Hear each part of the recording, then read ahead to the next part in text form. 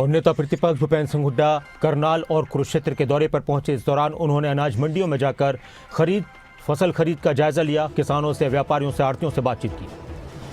इसके साथ ही उन्होंने बयान दिया कि सरकार से किसान बहुत परेशान है, किसानों की फसलों के दाम सही नहीं मिल रहे, सरकार किसानों को एमएसपी दे, अब तक किसानों को मुआवजा भी नहीं मिला।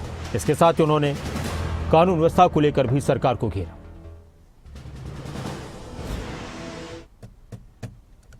देखिए, किसान बहुत परेशान है, उनकी ना तो खरीद हो रही है,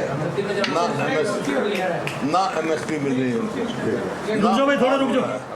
ना पेमेंट हो रही है। ये पोर्टल के चक्कर में किसान को जो है मेरी फसल मेरा ब्यौरा, फिर वेरिफिकेशन, फिर गेट पे पाबंदी, फिर जो है राइस मिल जो है उनका वो नहीं है उठान, फिर ट्रकों से उठान करते हैं कि ये चाहते हैं आड़ती ट्रॉलियों से हो जाए, जल्दी खाली हो जाए मंडी।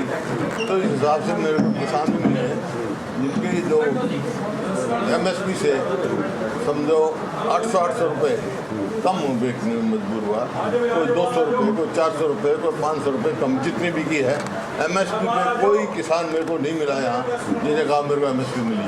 सबकी वायदा था 3100 देने का।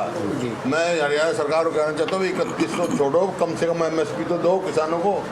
वहीं मॉइस्चर का लगा देते हैं भाई, इतनी लंबी बारिश चली है, इतना हुआ है, नुकसान हुआ है किसान का। झाड़ जो है 15-15 क्विंटल कमा रहा है एक एकड़ में, 20 क्विंटल कमा रहा है, उसका नुकसान पूरा करने के लिए कम से कम मॉइस्चर तो 18-17% से 22% करना चाहिए, इनको 22-24% करना चाहिए।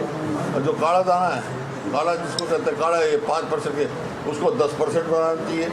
मुआवजा कहाँ ये नहीं दे रहे, कोई बोनस नहीं दे रहे, जबकि मैंने कहा भाई कम से कम बोनस तो दो। 15-15, 20-20 क्विंटल कम झाड़ आ रहा है, किसान को बोनस तो दो।